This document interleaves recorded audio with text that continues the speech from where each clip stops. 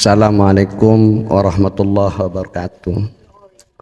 Warahmatullahi Gus, wabarakatuh. kami butuh atau ingin tahu Nur Muhammad itu apa, ruh itu apa, insan itu apa, Gus? Mohon penjelasannya, Gus. Assalamualaikum warahmatullahi wabarakatuh. Waalaikumsalam warahmatullahi wabarakatuh. Saya akan melempar pertanyaan balik.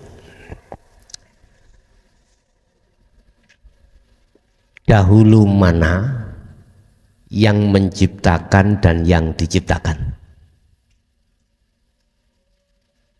Dahulu mana yang menciptakan yang disebut Allah dengan yang diciptakan yang disebut makhluk? Dahulu mana, Pak? Yang menciptakan. Anak TK ya bisa jawab. Iku syariat ya, betul.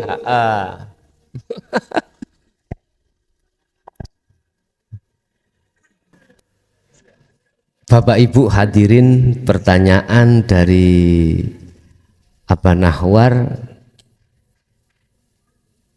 sekitar tentang masalah Nur Muhammad dan ruh dan insan itu bagaimana? Gini Pak, tadi sudah dijawab Allah lebih dahulu. Lah gitu dah. Allah adalah sebuah nama dan setiap nama pasti ada yang memiliki wujud nama. Di depan saya ada berbagai nama. Ada namanya spidol, gelas, lepek, napa niki? Semangka dan lain sebagainya. Wujudnya semuanya itu juga beda-beda. Enggak ada yang kembar, enggak, semuanya beda-beda. Intinya di mana ada nama pasti ada yang memiliki nama. Dah. Kita kembali pada Allah. Bismillahi kelawan nyebut asmaning Allah. Asma. Ar-Rahman kang welas asih ing dalem dunya. Ar-Rahim kang welas asih ing dalem akhirat bloko. Dah. Bila mana Allah itu nama, pasti akan timbul satu pertanyaan dalam hati. Siapa ya yang memiliki nama Allah? Yang tadinya dikatakan sebagai perwujud yang pemula. Jangan ngerti nggih? Wujud yang pemula. Akhirnya kita hati greget untuk mencari ilmunya sampai pada pengenalan yang memiliki nama Allah. Akhirnya Allah dawuh lewat surat Al-Baqarah ayat 208 memberikan solusi terhadap orang yang seperti ini. Seperti ini ku ya Allah. Yakin yen Allah iku pangeran jenengan. Yakin yen Allah iku sebagai pencipta, sebagai pendahulu, lah ngono toh. Tapi orang tahu ketemu belum pernah bertemu. Akhirnya Allah memberikan penjelasan jawaban ini di dalam surah Al-Baqarah ayat 208. Al-Baqarah itu surat yang kedua, ayatnya 208. Berarti 2208. Di situ dikatakan gini. Wahai orang-orang yang beriman. Yang dipanggil niku orang beriman. Kata niku Allah jenengan wis yakin kalau Allah itu terdahulu. Kalau Allah itu Tuhan. Lah ngoten nggih. Jenengan wis yakin, berarti yang dipanggil itu jenengan. Yang beriman, bukan ya ayyuhal muslimun, bukan ya ayyuhal insan, ya ayyuhan nas, bukan. Mukmin, Ya ayyuhalladzina amanu, berarti mereka yang beriman. Mengapa? Disuruh apa? Dipanggil. Udkhulu, do mlebu sira kabeh, sama masuklah kamu sekalian fisilmi, di dalam agama Islam, kafah dengan sempurna. Jari Gusti Allah ngene. Nanti bahasakan Madura ya. Nanti tak tirukan teng WA. Ya. Gini bahasane Gusti Allah. Kalau kamu mengenal aku, jangan sebatas nama, kenalilah aku dengan sampai wujud saya. Tolong nanti dibahasakan Madura, ditulis Ustadz ya. Dikirimkan saya, tak apal ke. Ya. Kalau kamu mengenal aku, jangan cukup kenal nama saja, tetapi kenalilah aku sampai wujud saya. Jadi amanu adalah orang yang sudah percaya kalau Allah itu Tuhannya, tapi belum pernah ketemu Allah. Maksudnya ayat itu tadi supaya kita liqo, bertemu Allah yang kita percayai sebagai Tuhan, sebagai pencipta, sebagai wujud awal. Kalau sudah pengenalan di situ, sudah kenal, sudah bertemu, terus ayat pasti ngene.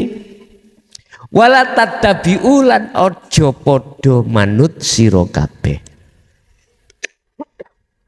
Wala tattabi'ulan ojo podo mengikuti kamu sekalian, jangan kau ikuti ajak-ajak bisikan rayuane khutuwati syaiton, rayuane ajak-ajakane nafsu utawa setan dalam dirimu. Sebab apa? Sebab innahu sak temene setan lakum kedue sira kabeh iku aduun mungsuh mubinun yang jelas. Karena nafsu pada dirimu itu mungsuhmu yang jelas. Berarti kalau sudah kenal Allah pasti tahu proses Nur Muhammad roh ingsan. Pun tak tulis ben mesisan. Allah dalam bahasa syariat Tuhan, bahasa hakikat nama. Dimasukkan lagi ke dalam bahasa hakikat, dijawab di dalam surat Al-Insan, dijawab banyak surat yang mengatakan sopo si Allah itu. Ternyata di dalam setiap ayat kalau bicara tentang sopo Allah, siapa Allah, memakai kalimah alladzi. Alladzi itu adalah zat. Bahasa kita hidup. Wong Jawa urip. Madura ohi, odi, tulisan le odi.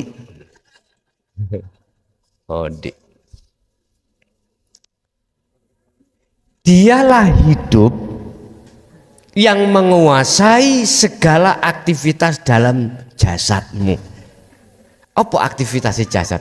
Rambut bisa tumbuh, mata bisa melihat, telinga mendengar, lesan iki berbicara, hidung menghirup udara, jantung, darah, dan lain sebagainya. Wis beribu-ribu jus-jus yang mengendalikan di situ adalah hidup. Kenali dan bertemulah hidup pada dirimu. Kalau kau akan kenal, kau pasti akan paham apa sih Nur Muhammad, apa sih ruh, apa sih Insanul Kamil. Ternyata Bapak Ibu, kalau boleh saya tulis dalam sebuah ilmu atas dasar tesis atau riset, maka umpama iki alladzi, di dalam alladzi itu ternyata Aku ngomong melahirkan ojo dituduh Gusti Allah manak lu ya. Bayi wong lam yalid walam yulat kok ngono lho. Engko pemahaman sampean aku mau mengatakan melahirkan. Engko sampean lho Gusti Allah manak. Gusti Allah bayi. Katanya lam yalid walam yulat. Lebih pantasnya itu di bahasa apa, Pak? Ngetokke. Ya, ngetokke. Mengeluarkan. Oke. Yang namanya Nur Muhammad. Apa Nur Muhammad itu? Wiji kang dumadi saklebete gesang. Wiji yang tertanam di dalam hidup. Contoh, ini musim kemarau, Pak. Di depan rumah, di jalan-jalan. Mengapa enggak kelihatan yang namanya rumput itu? Enggak kelihatan toh? Rumput itu enggak kelihatan. Tapi mengapa hujan turun kok rumput jugul? Berarti walaupun musim kemarau di dalam situ ada Nur Muhammad. Ada calon yang nantinya nyata hidup secara fisik. Udah lagi ada telur, ojo telur mateng, telur entah, ayam. Belum jadi ayam. Anda sudah boleh mengatakan itu bukan telur, itu ayam. Pandangan hati sampean. Karena apa? Ini nanti di dalam kuningnya ayam ya, kuning ya, itu ada biji las kalau bahasa Jawa, kalau bahasa Madura apa? Bibit. Walaupun tidak bisa kelihatan wujud petik, itu ada bibit yang disebut Nur Muhammad.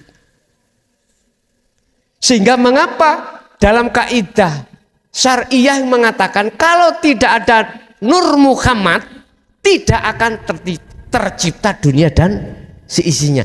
Akhirnya tuduhan di dalam syariat Nur Muhammad itu Nabi Muhammad. Lah ngerti enggak? Oke. Itu pandangan syariat, kita tidak boleh menyalahkan. Monggo.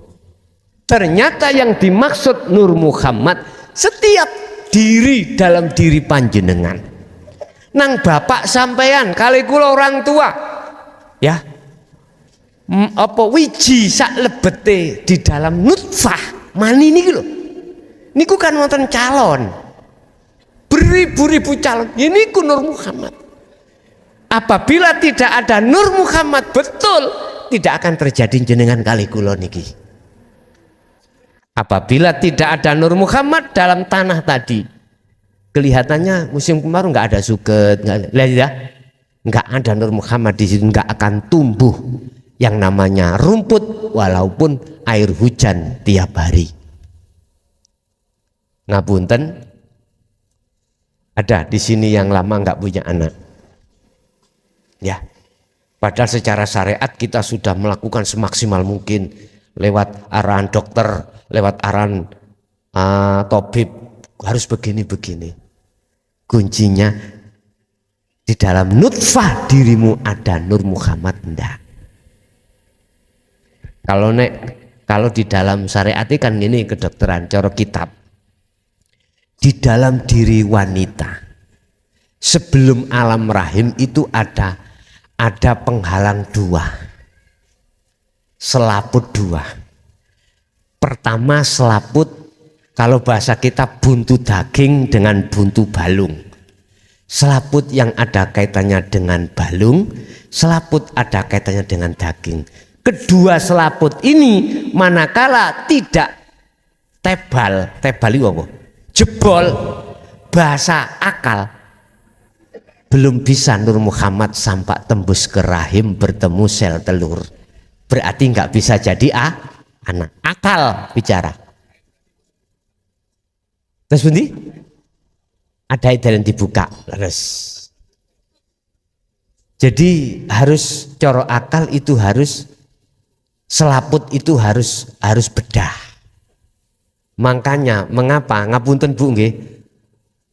Nggone wong lanang iku mboten gepak tapi agak lancip. Lah gitu toh. Agak lancip. Karena tujuannya Allah untuk bisa membedah selaput tadi. Bahasa kedokteran keperawanan. Keperawanan itu ada dua. Ada yang kaitannya dengan daging dan dengan balung. Pun. Nah, Nur Muhammad di dalam nutfah itulah yang kami sebut sebagai nanti calon fisik panjenengan kalih kula. Sudah benar di dalam kaidah syariah mengatakan bila mana tidak ada Nur Muhammad maka dunia seisinya tidak akan tercipta. Tatkala telur tadi tidak ada benih bijinya tidak akan jadi ayam. Dinggremi, apa dinggremi di sini? Dingremi walaupun 10 tahun tetap nggak jadi ayam. Karena nggak ada. Makanya nek zamane mbok kula biyen, nek ajenge nek mau ngenggremno ndok niku disotir, Pak. Kalau nggak ada lasnya, didadar, digoreng. Itu dulu itu. Lah, kok bisa ya padha ndok-ndoke? Berarti ketika jago laki itu wedokane iku Nur Muhammadin mboten enten. Pun. Terus di dalam Nur Muhammad ngapunten, iki mesisan ben tahu prosesnya. Di sini tersimpanlah di dalam namanya ruh. Nutfah, wiji yang di dalam nutfah itulah nanti yang akan ditanya Allah. Yang pertanyaannya itu jenengan kalih kula kita menjawab qalu bala syahidna. Alastu kita, bukankah saya birabbikum Tuhanmu? Terus kita menjawab qalu bala syahidna. Qalu podo jawab sapa ruh. Lah niku jamak lho Pak, bukan satu-satu. Semuanya sudah jawab. Jawab, iya. Panjenengan Tuhanku, saya tidak akan menyembah selain daripadamu. Berarti setia terhadap Allah. Oke, proses-proses jasad petang puluh dino dadi getih wungkul, petang puluh dino jadi daging, petang puluh dino akhirnya ada proses di mana bahasa syariat aku meniupkan ruhku. Lah ngaten nggih? Di dalam jasad itu. Ketika jasad itu sudah ditemukan Allah secara syariat dengan ruh, inilah wong Jawa biasanya ngarani tingkepan. Tingkepan itu ketemune jasad dengan roh. Harapannya wong Jawa supaya diberikan anak yang solih ataupun solihah. Makanya diwacana surat Yusuf, diwacana wes macam-macam. Bahasa syariat seperti itu. Ikut tafaul, boleh-boleh saja. Wes. Ngapunten, kalau sudah membentuk dengan jasad, di dalam ruh ini ada jasad atau badan, maka inilah disebut insanul kamil. Insan manusia kamil kang sempurna. Kesempurnaane dikatakan manusia, mohon maaf, jasad ya ruh. Bahasa syariat dikatakan insanul kamil karena diri manusia itu meliputi 3 hal, jasad ya, ruh, ono akal, ono nafsu. Wis. Bila mana yang menguat sing menang iku akale, dia lebih baik derajatnya daripada malaikat. Bila mana dia itu lebih kuat nafsune, maka lebih jelek daripada hayawan. Ulaika kal an'am balhum adol teng mriku. Wis. Terus pertanyaane, aran mulai dari Nur Muhammad, aran sampai ruh, aran insanul kamil, ini proses innalillahi. Dah. sirroh dituntut untuk proses wa inna ilaihi rajiun. Wa inna ilaihi rajiun.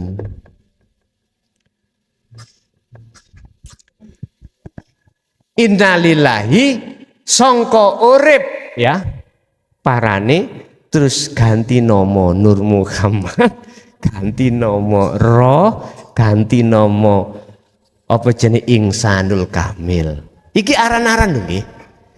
Walaupun iki aran Aladi, aran Allah iku kabeh iku si asma.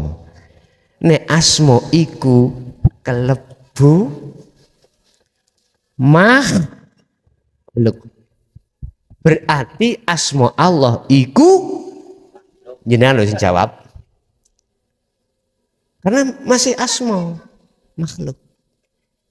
Lah sekarang ilang ono kemakhlukane, jikalau Anda ingin bisa kembali kepada sing ka ono namane iki.